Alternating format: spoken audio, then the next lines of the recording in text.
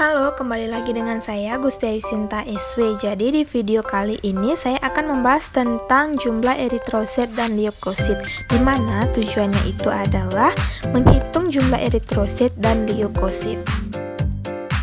Alat dan bahan pada praktikum kali ini yaitu yang pertama ada mikroskop, ada jarum Franke, hemositometer, tolikonter, alkohol 70%, kapas, larutan hayam, larutan truk, asam cuka, alkohol 95%. Pada prosedur kerja kali ini yaitu mengisi pipet leukosit pada penghitungan leukosit. Jadi basahi ujung jari dengan alkohol 70% hingga kering, kemudian tusuk menggunakan jarum Franke. Kemudian keluarkan darah dan garis tanda tepat 2,5. Setelah itu hapuslah kelebihan darah pada ujung pipet. Masukkan pipet yang berisi darah ke larutan truk. Setelah itu kocoklah pipet selama 15-30 menit, kemudian letakkan dalam sikap horizontal. Jadi ini merupakan cara untuk mengisi kamar hitung, bisa dilihat di video, sudah dijelaskan di sana. Untuk letak kamar hitung itu sudah bersih dengan kaca penutup sepasang mendatar di atas meja mikroskop. Dan ini merupakan penghitungan jumlah sel leukosit. Selanjutnya menghitung eritrosit.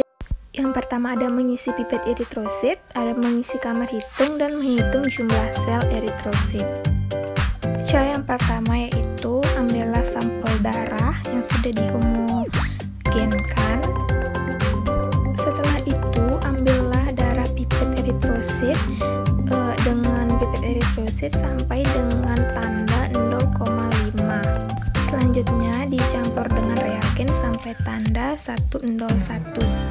Kemudian untuk mencampurnya dilakukan homogenisasi supaya sampel darah larut dalam reagen dengan cara membentuk angka 8. Setelah itu buanglah 3 tetes pertama dengan kemungkinan belum tercampur bersama dengan reagen. Setelah itu teteskan ke dalam kamar hitung.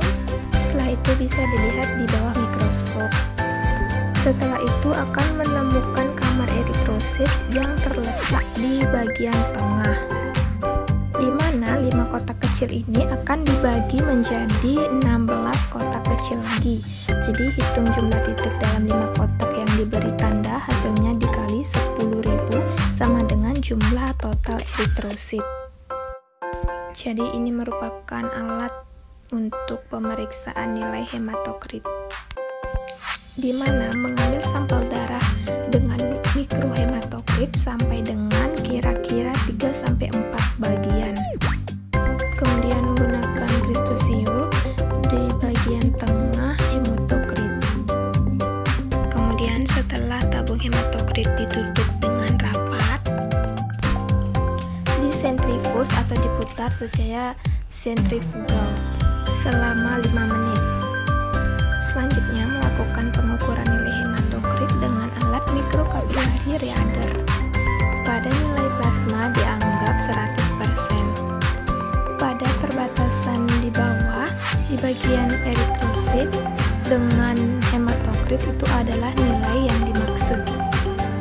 Larutan hayam ini digunakan untuk mengencerkan darah dan biasa digunakan dalam praktikum sel darah. Sedangkan larutan truk berfungsi menelisiskan eritrosit dan mempunyai kandungan asam dengan pH 2.4.